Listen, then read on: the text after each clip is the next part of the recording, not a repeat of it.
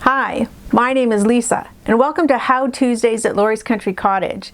Today I'm going to show you how to make the June Tailor sew by number quilt-as-you-go insulated shopper tote.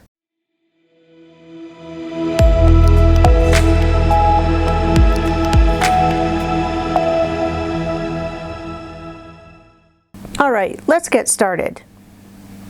First, a few things to know ahead of time. It is not recommended to iron the insulated foundation at all. So don't use your iron to flatten it out. Take it out of the packaging and it'll flatten out nicely on its own.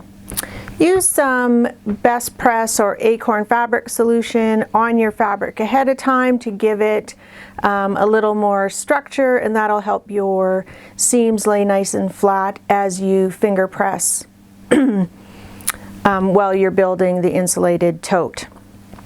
So I have cut my pieces according to the cutting directions on the instructions. This is the back of my project. I have some handles, some binding.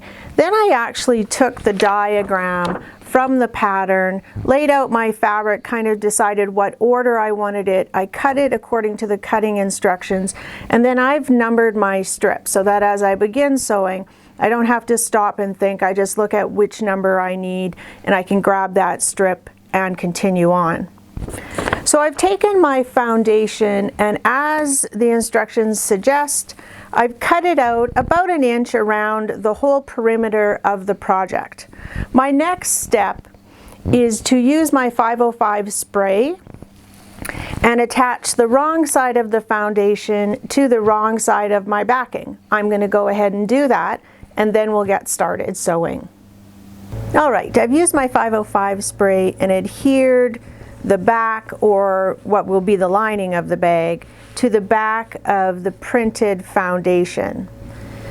The next step is to stitch all the way around just outside that outside line. We're going to use that to cut the project out after. So I've stitched all the way around, everything is stuck down, and it's time to start sewing. So the first thing to mention is that these blue lines on your foundation are not stitching lines. They are placement lines. So the first thing I'm going to do is take my piece number 1 on the square marked number 1, and I'm going to lay that piece down. Because this is the bottom of the bag, I chose a dark fabric as opposed to a light fabric. So there's my piece number 1.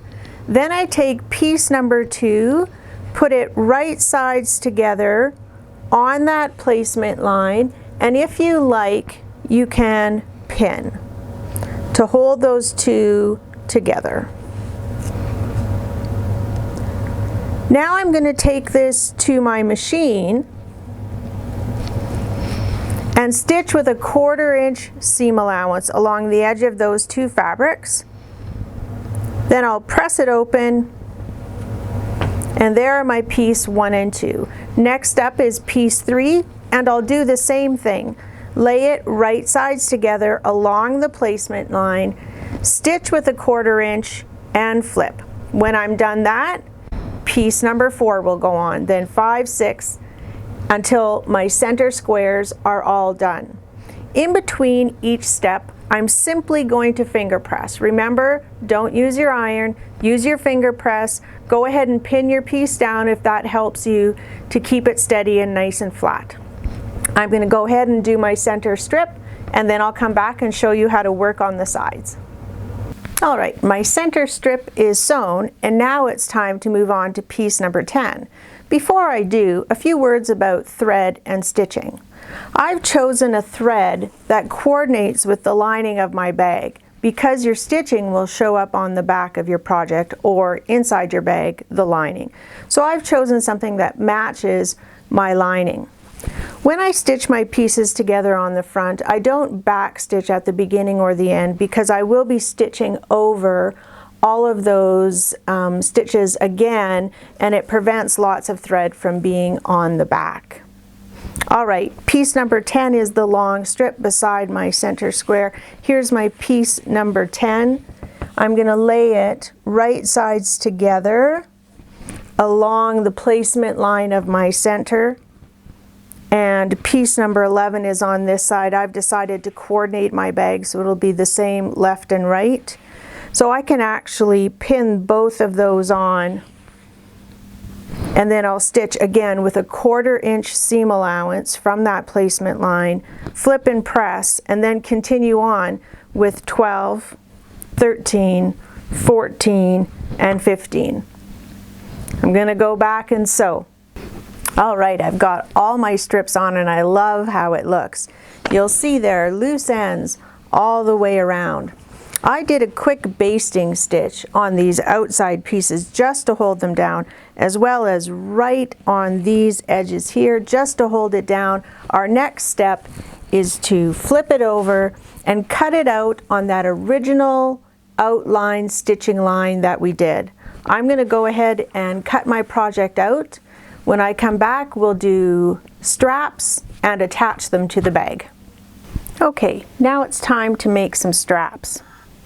The first step in your strap construction is to join 2 of your strap pieces on the diagonal and then cut them the appropriate length, which is 50 inches. So I have 2 50-inch pieces of fabric for handles. Then you are to fold in each edge a 1/2 inch and press. So I've done that. And the next step is to fold your strap in half, wrong sides together, and press so that you are creating a center line. Up next, we'll open our handle and fold each outside edge to the center line and press. So I'll do that the whole length of this side and then also on this side, and voila, this is what it looks like. So there's my center line with my 2 raw edges folded into the middle. One of the things you get with your insulated shopping tote kit is the webbing for the handles. So that's our next step. We're going to take the webbing and slide it in to the handle, lining it up with the center line, which leaves a small gap along the edge. I'm going to do that for the entire length of my handle, then fold my handle in half again and edge stitch on that double edge. You don't need to edge stitch here. That will have some stitching done as we attach it to the bag. I'm going to go ahead and do that, and then we'll attach our straps to the bag. Here we are, ready to attach our straps. According to the instructions, I've measured up and in on all 4 sides and drawn a pencil line. Then I take my strap and pin it right at that pencil line. I have my edge stitching on the inside of my strap, and I want to make sure that I don't turn my strap or twist my strap when I am pinning it on. Here's how it looks when you do the other side. There's my drawn line. I'm going to line it up with the pencil line, pin it down, make sure that stitching remains on the inside of my strap all the way around, find my second pencil line, and again pin it down. The next step is to stitch. So I'm going to stitch with a 1/4 inch seam allowance, reinforce those stitches, and then flip my strap up. Now when I do this, I'm actually going to pin my strap down. I want this to be nice and straight since I have vertical lines on my bag.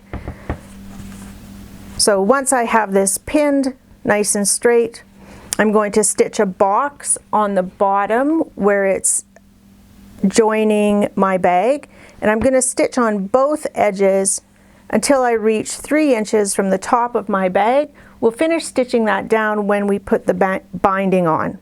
So I'm going to go ahead and stitch both my handles on, and then we'll come back and work on the bag some more.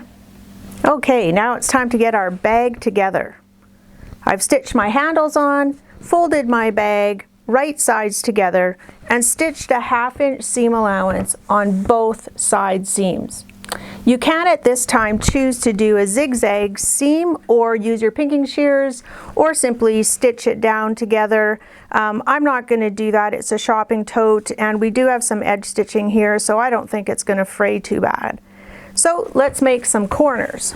Here's how you do that. Take your side seam and flatten it out, just like so. If you've zigzagged your side seam, you'll press it to one side or the other. Because I haven't, I'm going to press my seam open, and I'm going to use my Wonder Clips to clip that open so it doesn't fold as I am sewing. So I'm going to do this also on the other side of my bag, stitch it with a 1/2 inch seam allowance, and then we'll move on to the binding. Now it's time to put on the binding. I've taken my binding strips, joined them on the diagonal, and then pressed them wrong sides together, just like binding on a quilt. And I'm going to bind the top of my bag. So I want my join to be on the side. Even though it's almost invisible, why not put it on the side? So I'm going to use my Wonder Clips, clip it all the way around the bag, and sew my binding on the right side of the bag. Once it's sewn, I'll flip it to the inside, and then you can choose to do a stitch on the outside of your bag in the ditch in order to catch the inside of the binding, or you can hand stitch it if you want to hand stitch it. So I'm going to go ahead and stitch my binding on. Okay, I put my binding on, stitched it down on the inside, so the binding's complete. The next step is to take your handles and stitch again those last 3 inches that we left unstitched before, and make a square of stitching at the top for reinforcement. Your bag is done. The very last thing to do is push out your corners really nice on the bottom and take the plastic base that came with your pattern and tuck it into the bottom of the bag. That'll keep the base of your bag nice and square. And there you have it, an insulated tote to take grocery shopping. I had fun making this project for my How Tuesday demo, and I can't wait to take it to the grocery store and see the look, the envy on everybody's faces when they see my tote. Now this tote is actually machine washable and dryable on warm settings. So again, no heat, just like no iron, no heat when you wash it. I hope you enjoyed my How Tuesday on the Insulated Tote Quilt-as-you-go by June Tailor.